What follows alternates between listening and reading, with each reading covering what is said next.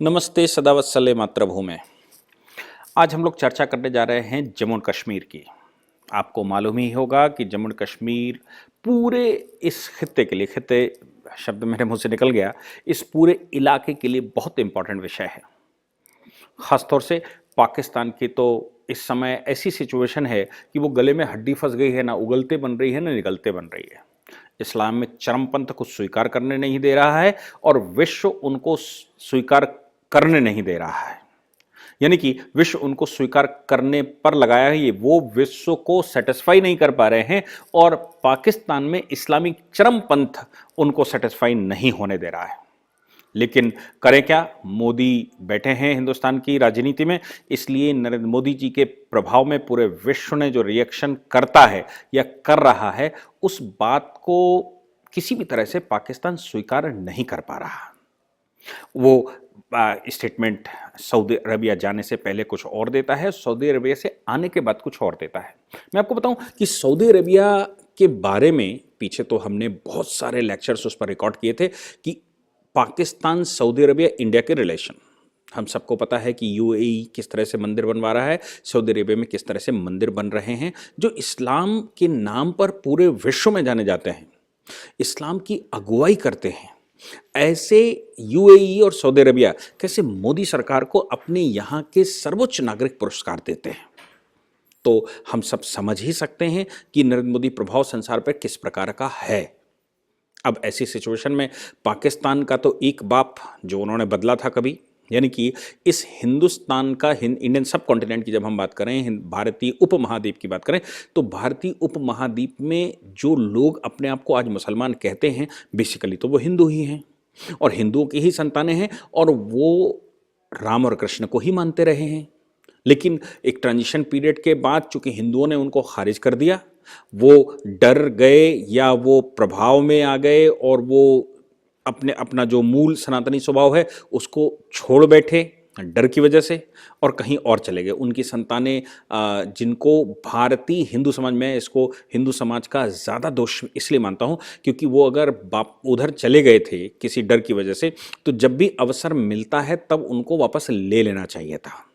उनको ये मानते हुए कि ये परसिक्यूटेड हैं, ये मानते हुए कि ये शोषित वंचित लोग हैं, इनको बहुत लजाया सताया गया है, इसलिए इन लोगों को अगर मौका मिलता है तो इनको फिर से हिंदू डिक्लेयर कर देना चाहिए, सनातनी डिक्लेयर कर देना चाहिए।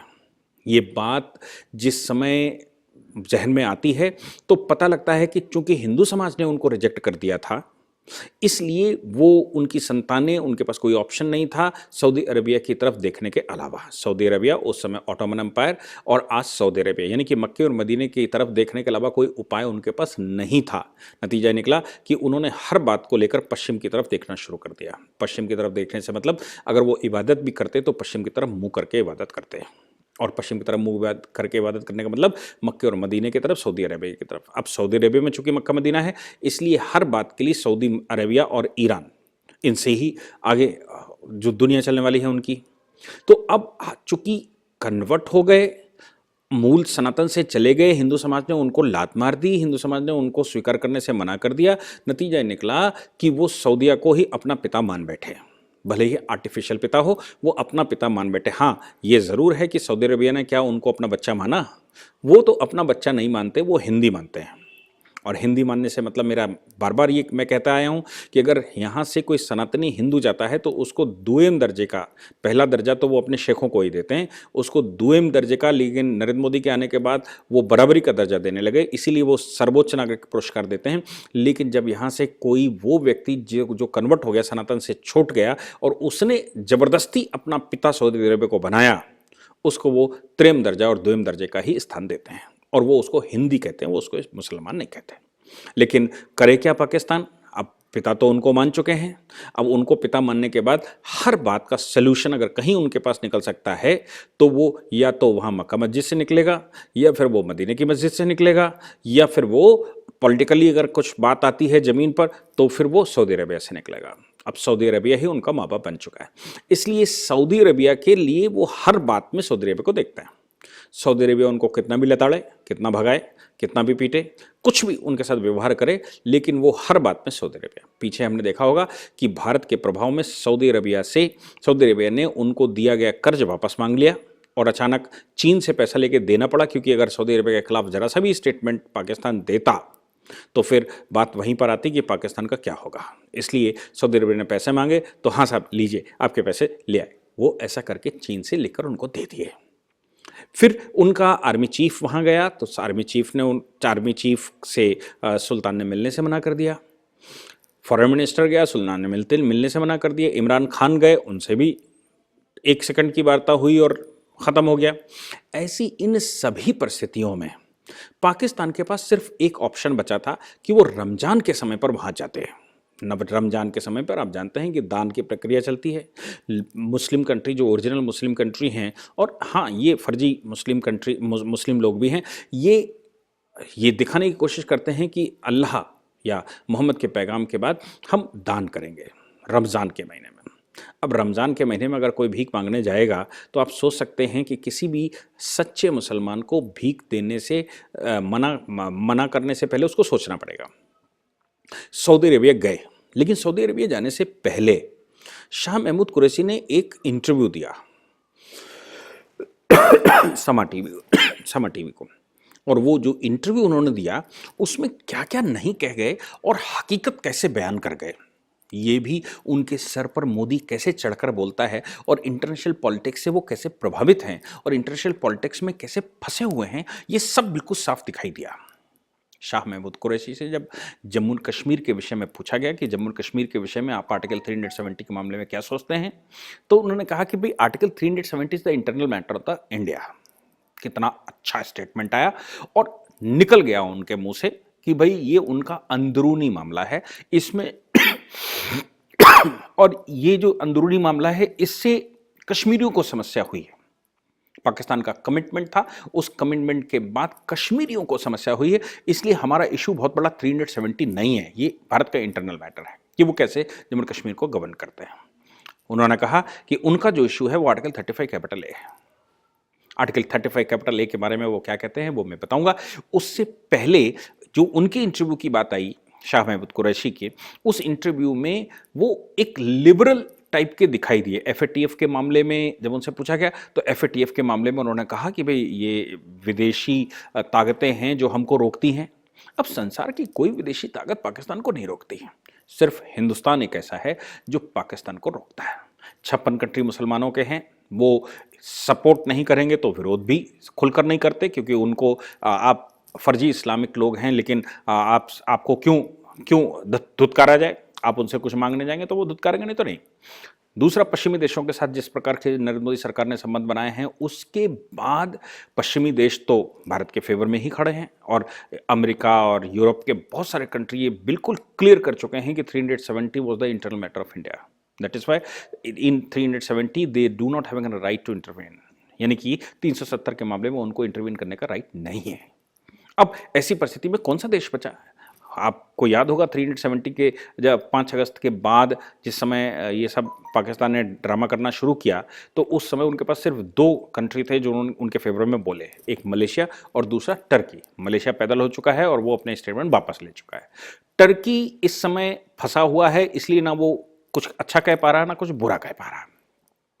तो फिर पाकिस्तान का विरोध कौन करने वाला? तो किसके लिए कहा कि भाई विदेशी शक्तियां अगर एफएटीएफ में हमको रोकना चाहें, कुछ लिस्पेंडेंस करना चाहें, हमको ग्रीन लिस्ट से ग्रीन लिस्ट में लाना चाहें तो वो रोकेंगे, और बाकी कोई मसला तो नहीं है, वो सिर्फ हिंदुस्तान है। क्योंकि हिंदुस्तान एफएटीएफ में जो और सदस्य हैं, फ्रांस जैसे हमारे मित्र हैं, वो एफएटीएफ के मुख्य सदस्य हैं, और एफएटीएफ के मुख्य सदस्य होने के नाते वो हमारा साथ देते हैं ऊपर से। पाकिस्तान के अंदर जब फ्रांस के एम्बेसडर को आप वापस भेजने की बात करेंगे, तहरीक लबैक पाकिस्तान जब आतंक पाकिस्तान के अंदर मचाएगा तो सरकारें तबाह हो गई, और इमरान खान ने ओपन स्टेटमेंट दिया कि अगर फ्रांस के एम्बेसडर को हम कुछ भी कहते हैं तो हमको उसके बहुत बुरे परिणाम भुगतने पड़ सकते हैं।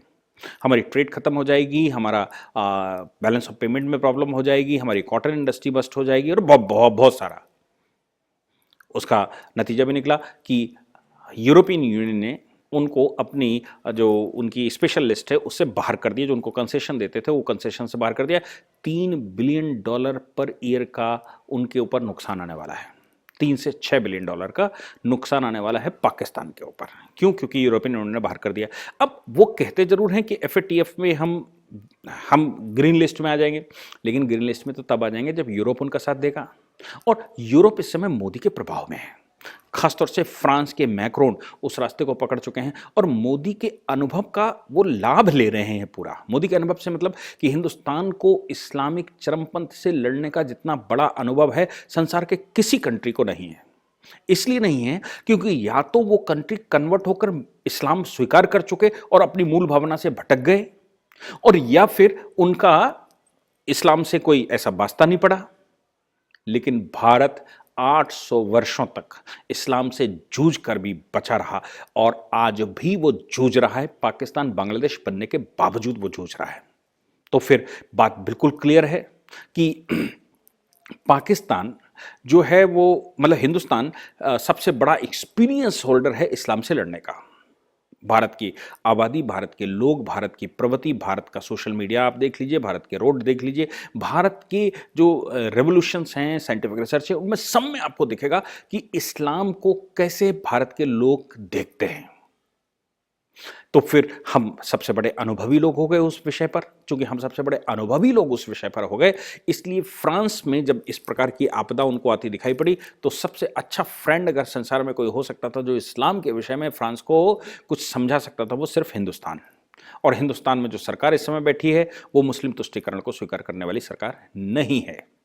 नतीजा ये निकलेगा कि पाकिस्तान के अंदर का जो मसला है वो सॉल्व नहीं होने वाला। और अगर सॉल्व होने की बात भी, शाह महमूद कुरैशी का इंटरव्यू तो बहुत अच्छा उन्होंने दिया कि हम ये करने वाले हैं, हम ये मेजर्स करने वाले हैं, हम ऐसा करने वाले हैं, हम बहुत कुछ अच्छा करने वाले हैं। लेकिन सवाल यहाँ पर यह आता है कि आप अच्छा तो बहुत करने वाले हैं, क्या आपके यहाँ जो चरमपंथ 98% लोगों में बैठ चुका है, क्या उसको आप सॉल्व कर सकते हैं?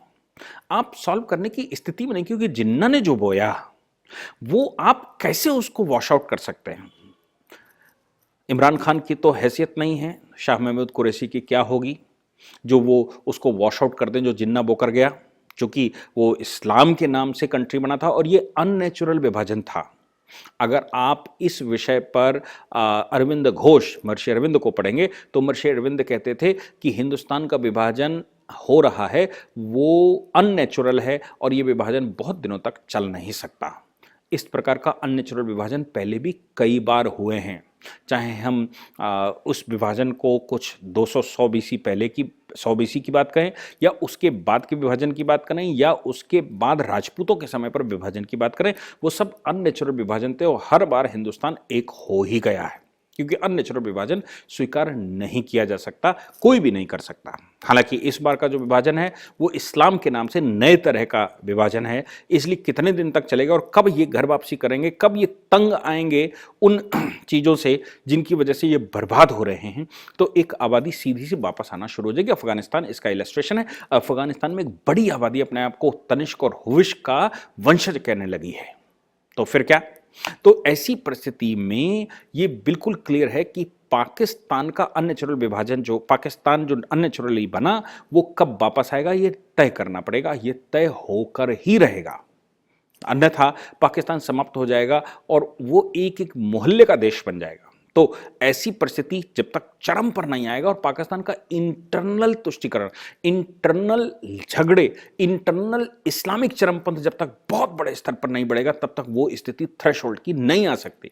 इसलिए जो पाकिस्तान अब अपने थ्रेशोल्ड पर पहुंच रहा है कि सरकार देश के लिए कुछ करना चाहती है वहां की, इमरान खान नो डाउट प्रधानमंत्री होने के नाते देश चलाना उनकी प्राथमिकता है, और चूंकि देश चलाना उनकी प्राथमिकता है तो उसके लिए पैसा चाहिए, पैसा लोगों को खिलाने के लिए खाना चाहिए। लेकिन जिसने कुछ पैदा ना किया हो, जिसने चरमपंथी पैदा किए हैं, वो कैसे बनाएगा, कैसे खिलाएगा और क्या खिलाएगा? ऐसी परिस्थिति में पाकिस्तान, जिसकी ये सोच है कि वो कुछ कर सकता है, वहां का जब इंटरनल वोटर, जब आम आदमी इस्लामिक चरमपंथ के नाम से रमजान के महीने में सरकार के ऊपर हमला कर देता है, और सरकार शुरू में 2-3 दिन ये कहती रही कि नहीं भैया ये ठीक नहीं है, हम बात कर लेते हैं बैठ के। और जब तहरीक लिबैक पाकिस्तान जैसे जो संगठन है वो नहीं रुके तो सरकार को झुकना पड़ा। सरकार को झुकना पड़ा का मतलब ये हो गया कि वो चरमपंथ के आगे झुक गई, वो उस स्ट्रक्चर के आगे झुक गई जो तालिबानी स्ट्रक्चर अफगानिस्तान में है या बहुत सारे इस्लामिक कंट्रियों में है। ऐसी परिस्थिति में इमरान खान के पास कोई सोल्यूशन नहीं हो सकता।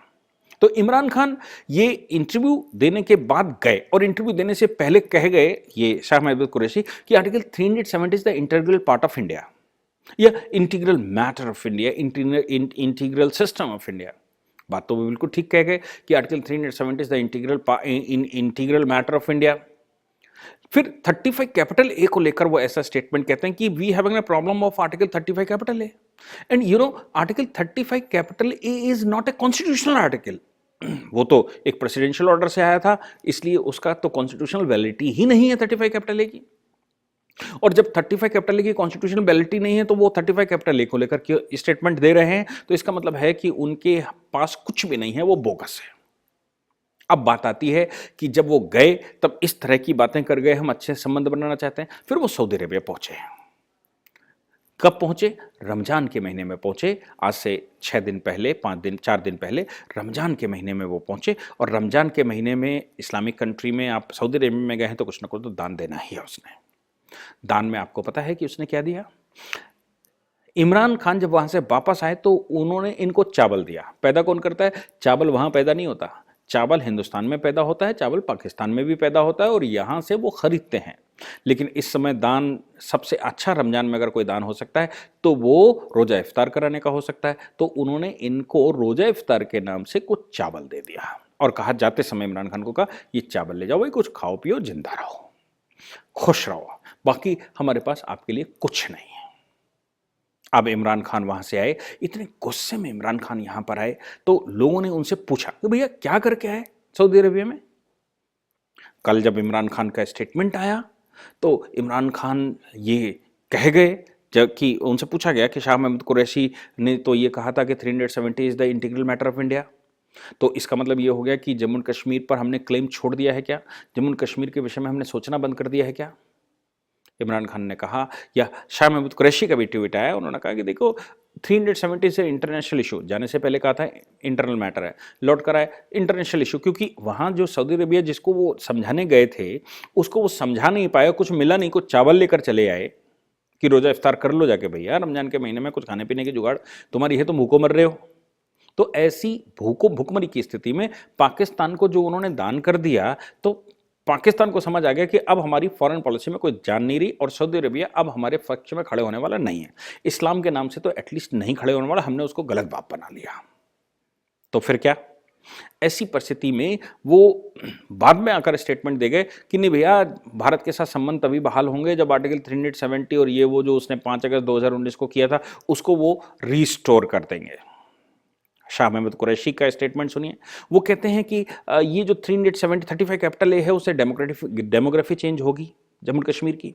साथ में वो कहते हैं कि ये जो 35 कैपिटल ए है इसकी वजह से ये इंटरनेशनल इशू है, और इंटरनेशनल इशू है इसलिए क्योंकि यूएनएससी का पार्ट है।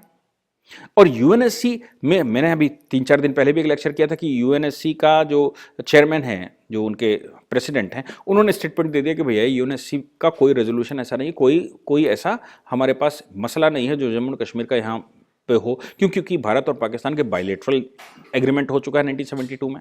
अब जो 1971-72 में बायलेटरल एग्रीमेंट शिमला समझौता हो गया था, अब वो उस शिमला समझौते को मानने को शायद तैयार नहीं है या उसको इंटरनेशनली रिकॉग्नाइज नहीं करते। तो आपको बता दूं कि शिमला समझौता अगर आप इंटरनेशनली रिकॉग्नाइज नहीं करते, जिसमें इंदिरा गांधी ने यह स्वीकार करवा लिया था कि Jammu Kashmir is the integral part of India and we will discuss bilaterally, it's not an international issue, और यूएनओ में इसका कोई मसला नहीं है, इस यूएनओ की लिस्ट से उसको बाहर होना चाहिए। मैंने उस पर पूरा लेक्चर रिकॉर्ड किया था पीछे, अभी 4-5 दिन पहले की बात है।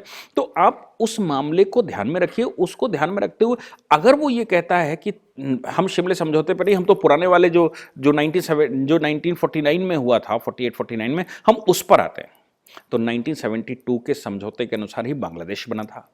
अब अगर बांग्लादेश वो 1972 के समझौते को स्वीकार नहीं करते, इसका मतलब वो बांग्लादेश के एग्जिस्टेंस को स्वीकार नहीं करते, और बांग्लादेश के साथ तो वो एज इंटरनेशनल कंट्री अब बायलैटरल रिलेशन बना रहे हैं, वहां पर तो हाई कमीशन भेजते हैं अपना।